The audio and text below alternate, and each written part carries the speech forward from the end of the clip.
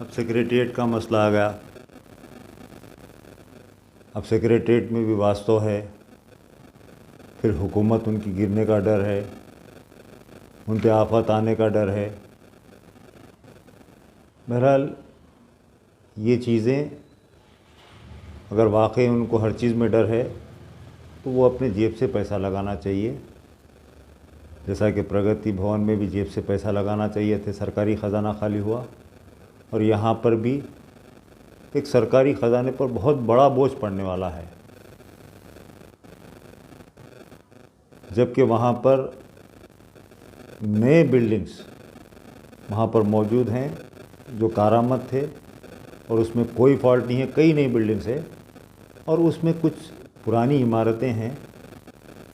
जिस तरीके से 450 साल पहले बादशाह आशुर खाना बना पुराने शहर में चार मीनार के करीब, वो हेरिटेज बिल्डिंग है, वो आज बेहतरीन कंडीशन में हो गई। उसी तरीके से जो हेरिटेज बिल्डिंग है, वो हेरिटेज बिल्डिंग को उसी तरीके से सही करवा सकते थे। वो नहीं करवा कर तमाम नए बिल्डिंग, पुराने बिल्डिंग तमाम तोड़कर जो उन्होंने बनाने का फ़ैसला किया है, मैं समझता हूँ कि ये उनका गलत फ़ैसला है। जबकि तमाम अपोजिशन पार्टीज़, कांग्रेस, बीजेपी और दीगर अपोजिशन पार्टीज़ तमाम के तमाम उनके ख़िलाफ़, इन सेक्रेटेरिएट की बिल्डिंग्स को तोड़ने के ख़िलाफ़ हैं। लेकिन जैसा कि हमारे केसीआर साहब आज से यानी 6 साल पहले जैसे ही सीएम बने तो उनको शायद तसव्वुर और गुमान में आ गया कि रियासत हैदराबाद, दक्कन जो साबिक़ में थी, उसी तरीके से तेलंगाना रियासत के वो 8वें निज़ाम बनकर पेश हो गए। इन्हें महलों में रहने का शौक़ हो गया उनको और उसी हिसाब से वो अपने तौर पर जमहूरी हुकूमत नहीं बल्कि शहंशाहियत के अंदाज़ में वो जिस तरीके से काम कर रहे हैं, बिना अपोजिशन पार्टीज़ को एतमाद में लिए हुए और लोगों से यानी वार्तालाप किए बिना जिस तरीके से ये काम कर रहे हैं, वो मैं समझता हूँ कि मुनासिब नहीं है। और सुनने में ये भी आ रहा है कि वहाँ पर 2 मसाजिद भी हैं और मंदिर भी हैं और दूसरी इबादत गाहें भी वहाँ पर अंदर मौजूद हैं, क्योंकि सेक्रेटेरिएट पूरे स्टेट का एक यानी मरकज़ है। तो वहाँ पर हर यानी कौम के मुलाजिमीन काम करते हैं, तो उनके लिए मस्जिद, मंदिर, गिरजा हर चीज़ मौजूद हैं। तो सुनने में ये आ रहा है कि वो तमाम के तमाम भी ये मुनहदिम करने वाले हैं, जबकि ये इख्तियारात इनको नहीं है। सुप्रीम कोर्ट इससे क़ब्ल रूलिंग दे चुका है कि अगर कोई मस्जिद हो, उसका अगर रिकॉर्ड मौजूद ना होता भी है तो प्लेस ऑफ वर्शिप के हिसाब से वो वक्फ बाय यूज़र में आता है। उसी तरीके से मंदिर है, इंडोमेंट में आता है।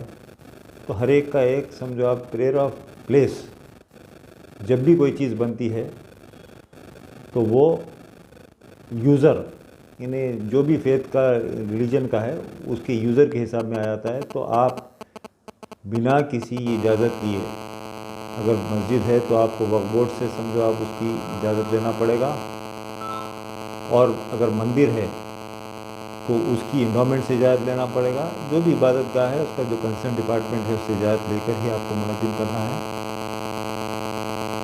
और मैं ये कहूँगा कि आप एक चीफ मिनिस्टर की हैसियत से अपना रोल निभाएं और एक हुकूमत जिस तरीके से हिंदुस्तान के दीगर रियासतों में चल रही हैं, उसी तरीके से आप हुकूमत चलाना आपके लिए मुनासिब है।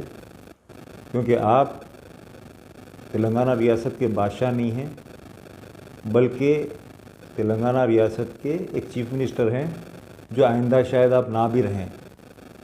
तो आप जो भी फैसले करते हैं तमाम अपोजिशन पार्टीज़ को अपने एतमाद में लेकर करना चाहिए।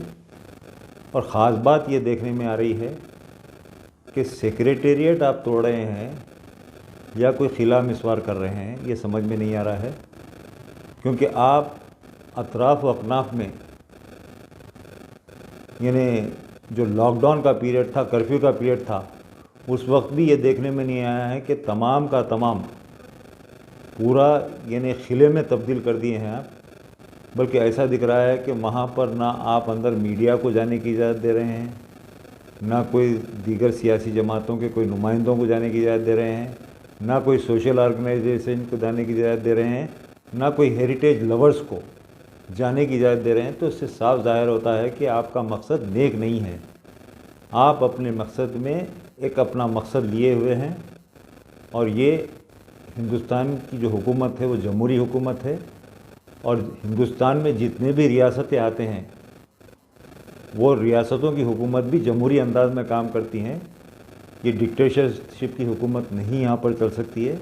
और आप जो डिक्टेटरशिप टाइप का जो रोल अदा कर रहे हैं वो तेलंगाना के अवाम के लिए काबिल कबूल नहीं है, और ना तेलंगाना के अवाम की जो ये तेलंगाना की जो अपोजिशन पार्टीज़ हैं उनके लिए भी काबिल कबूल नहीं है।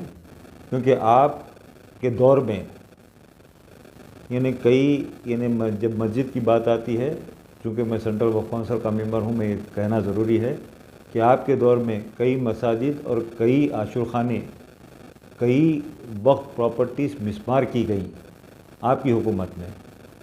और आपकी हुकूमत में तकरीबन 3 साल से आप वक्फ बोर्ड का जो रिकॉर्ड है उसको सील करके रखे हैं, जबकि रियासत की हुकूमत वक्फ बोर्ड के मामलात में इंटरफेयर करने का कोई उनको इख्तियार नहीं है। वक्फ का एक अपना एक्ट है और वक्फ का अपना एक इंडिविजुअल इदारा होता है, वो हुकूमत उस पर कंट्रोल करने की कोई हकदार नहीं है। और आप जो रिकॉर्ड को सील किए हैं तो उसमें भी आपका साफ मकसद समझ में आ रहा है कि जो वक्फ बोर्ड की प्रॉपर्टीज़ है उसको हथियाना है।